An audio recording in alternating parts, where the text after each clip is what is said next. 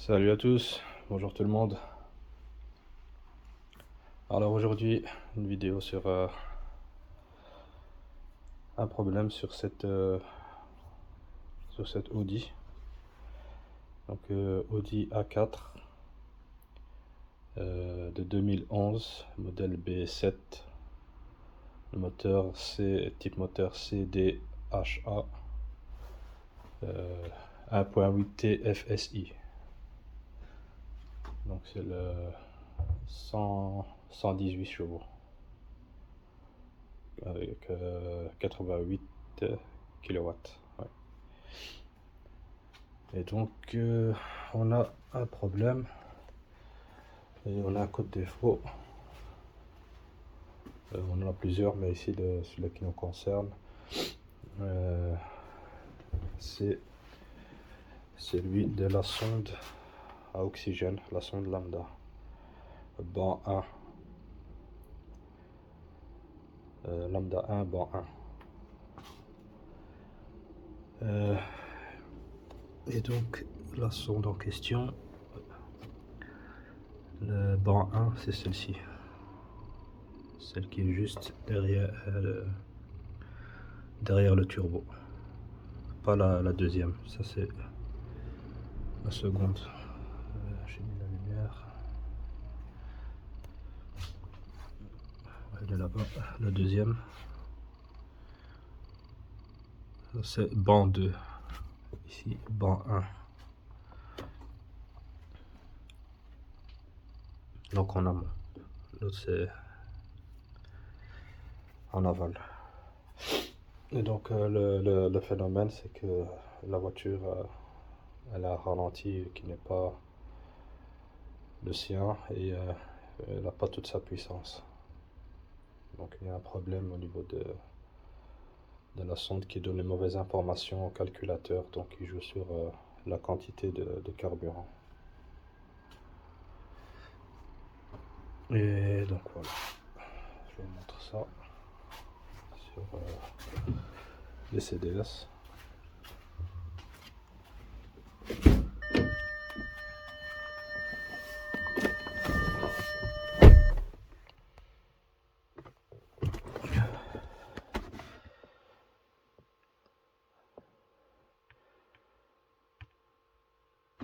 Donc on a déjà ceux-là, on a 4.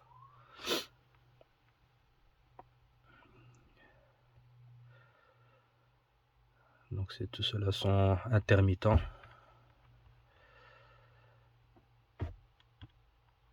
Donc on peut les voir.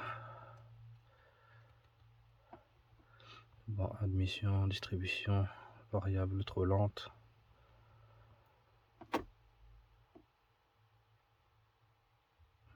Bon, correct, retardé, calage de l'ACC, valeur consigne pas atteinte, intermittent. Tout ça, ce sont des codes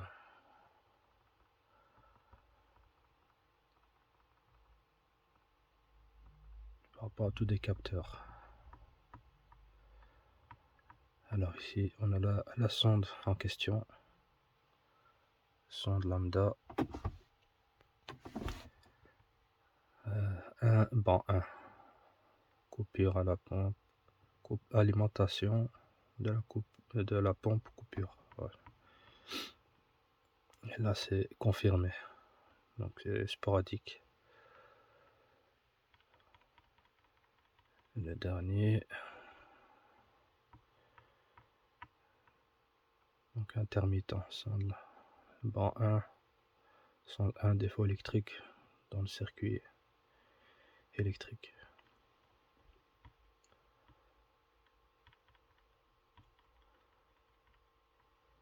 Donc voilà, donc je vais déjà remplacer la sonde et voir si tout le reste va plus être affiché. Et voilà.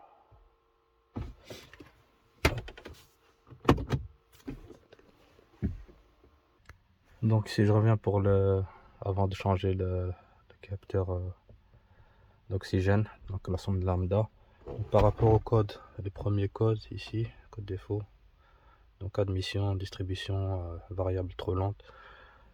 Donc ici c'est par rapport, donc comme ici elles sont équipées d'un calage variable, des soupapes. Donc il y a un problème de ce côté-là. Donc au niveau de la position de la Wacom banc 1, comme il est notifié là. Donc comme ça pourrait être la pièce en elle-même, ou alors un problème au niveau de la pression d'huile. Qu'il faudrait peut-être voir, c'est-à-dire si l'huile a été changée ou pas, ou alors la pompe à huile. Donc c'est cette partie ici, donc le calage variable. Donc là aussi c'est à voir, mais comme c'est intermittent, donc il faudrait voir autre part s'il n'y a pas quelque chose qui génère ce code. Donc alors pour le second code défaut intermittent, ils sont en lien, donc les deux ici, le premier et le deuxième. Donc voilà ici, bon, 1, correcteur retardé, calage de la CC, valeur, consigne, pas atteinte.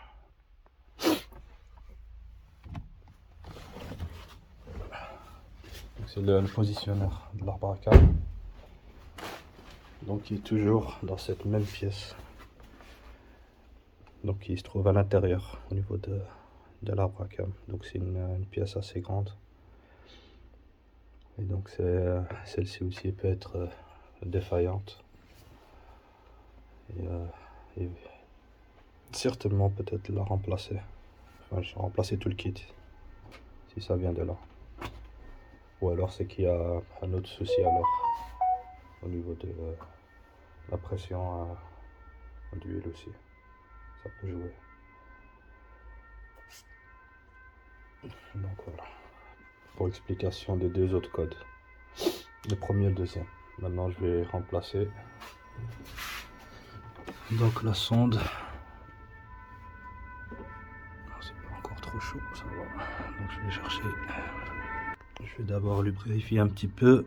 Parce qu'à mon avis ça n'a jamais été changé. Avec un peu de W.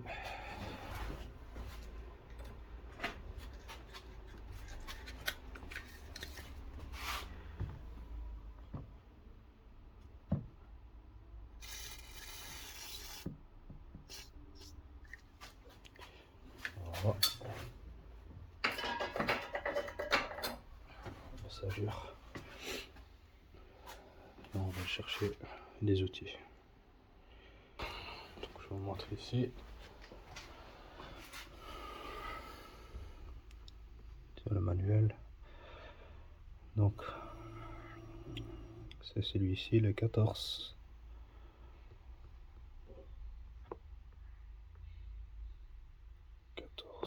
Voilà. Son lambda Z19.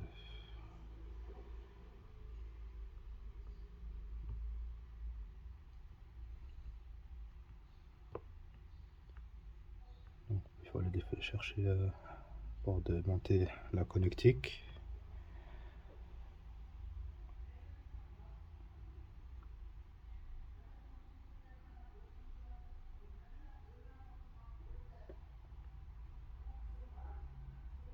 Donc la 3.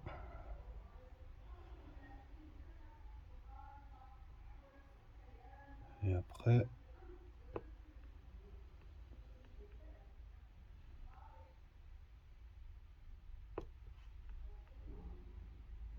celle-ci, le numéro 2. G39 d'un outil. Donc ici j'ai l'outil. Après le couple de serrage. Donc ici on a encore une vue, donc le numéro 2.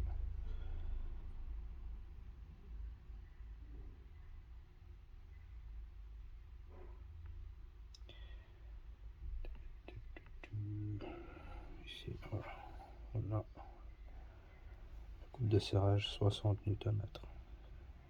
C'est beaucoup.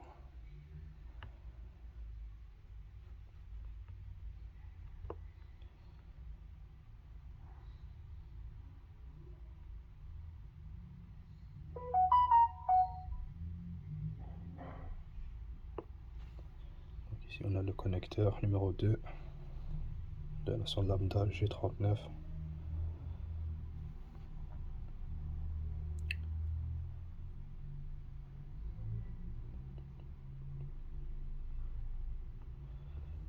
Donc voilà.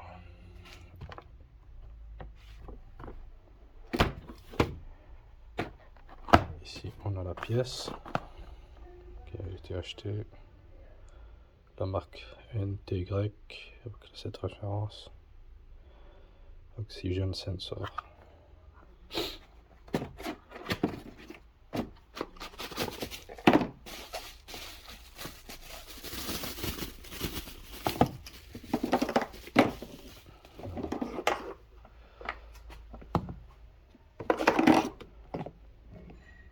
Ici on a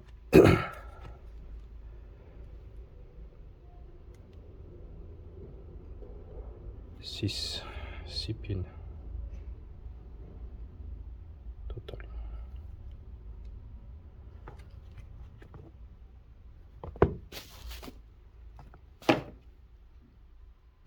Donc on a ici l'outil. Il y a plusieurs dimensions, enfin je veux dire entrée. Donc moi je vais prendre celui-là plus large parce que celui il est un peu trop serré et le câble il est gros, donc j'arrive pas à descendre jusqu'à l'emplacement pour dévisser. Donc allez, on va dévisser celui qui se trouve au niveau du catalyseur.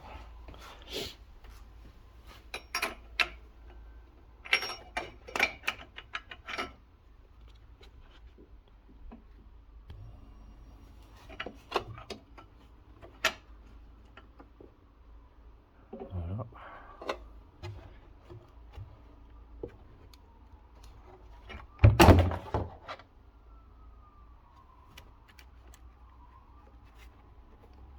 C'est pas ce câble. Donc ici on voit le câble. On passe ici. Il vient se connecter ici.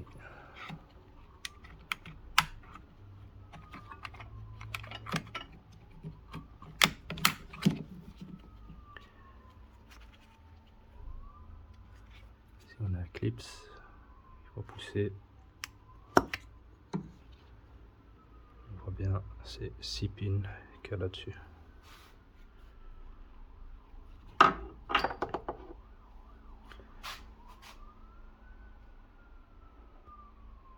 Donc ici, si vous voyez que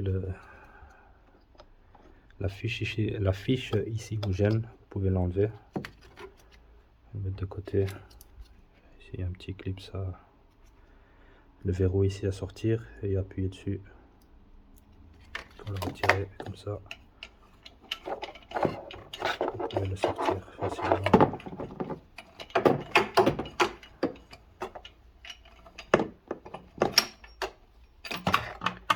Et voilà.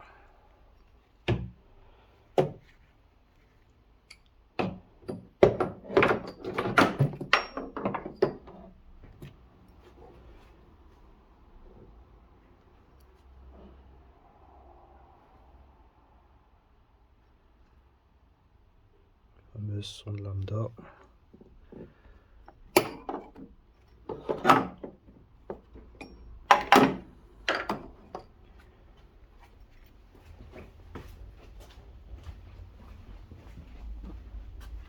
Alors ici, pour voir un petit peu la marque, Si c'est là, la référence, retirer la lumière.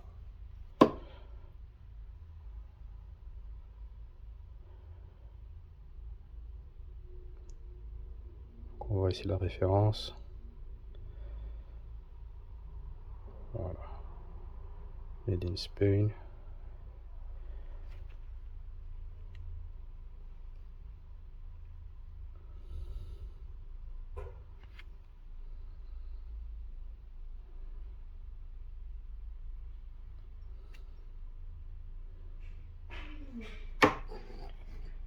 Alors, si jamais vous achetez une sonde oxygène, sonde lambda, qu'elle est neuve et que vous voyez qu'il n'y a pas de graisse, donc mettez de la graisse cuivrée dessus. Ici, celui-ci, il y a déjà de la graisse qui est mise par le vendeur. Enfin,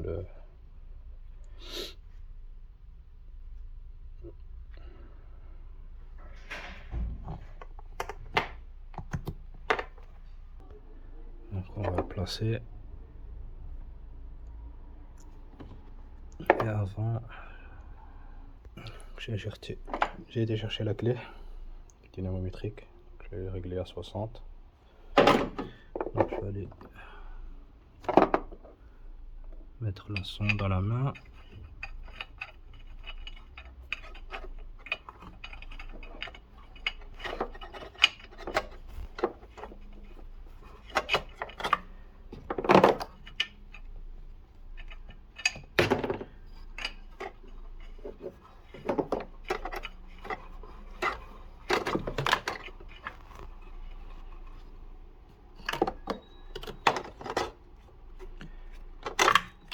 Câble qui vient, il se tortille dans tous les sens. Voilà, maintenant positionner la clé et serrer. Donc voilà, on arrive 60.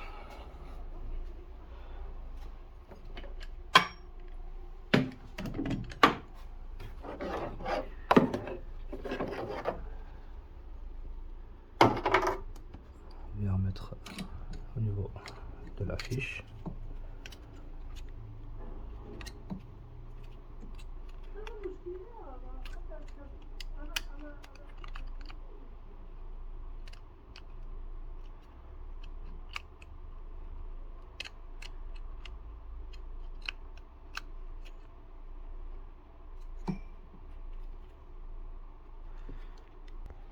Donc voilà,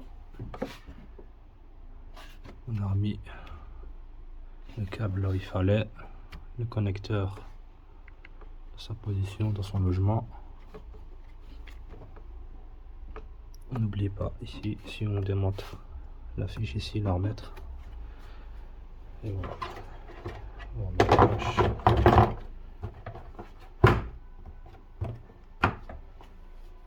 Donc voilà pour remplacer donc, la sonde lambda, donc la sonde oxygène en amont, donc côté turbo. Donc c'est la sonde lambda 1 banc 1. Le banc 1 c'est ici, la première. Donc voilà, maintenant je vais effacer les codes défauts et voir s'ils vont apparaître ou pas. Voilà, contact émis. Dans moteur.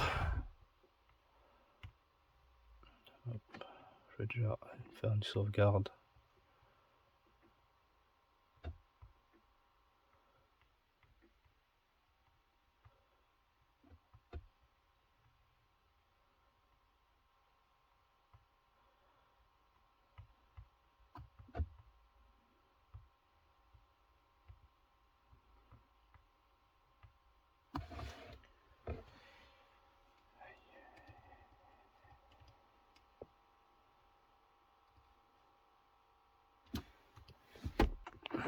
Donc voilà, effacer.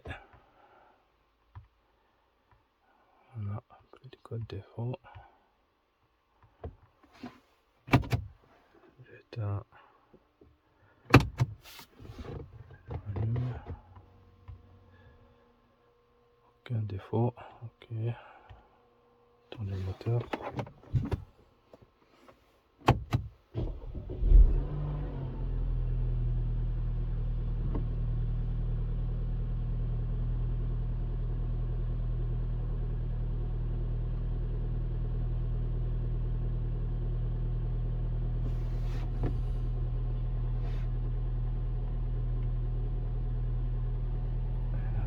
Pas de défaut.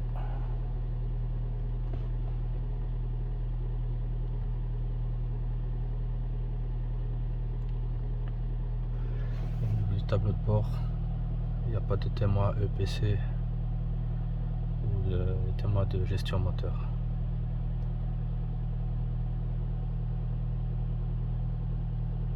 Et donc normalement, il doit y avoir le témoin qui va apparaître.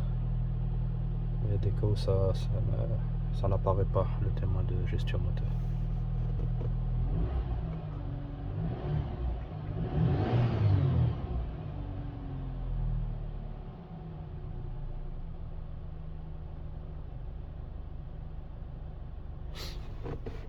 Ici, c'est bon, je pense. Pour ce problème-là, c'est réglé.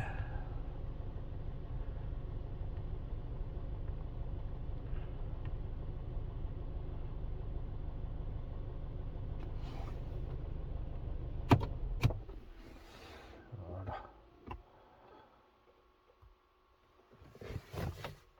Donc voilà, pour le remplacement donc, de la sonde d'oxygène lambda 1, banc 1 sur un Audi. Mais je pense que c'est la même sonde de positionnement, je veux dire, sur les autres modèles. Qu'ils ont aussi les doubles échappements comme les V6 et les deux lignes. Si c'est banc 2, banc 1, je veux dire lambda 2, banc 1, banc 1, donc c'est l'autre côté conducteur, parce qu'il y a deux lignes d'échappement quand on a une grosse cylindrée. Donc voilà, pour la petite explication. Donc voilà, merci de me suivre encore, hein. Et à la prochaine pour d'autres vidéos. Ici pour celle-ci c'est fait. Et voilà, salut. N'hésitez pas à partager et à liker.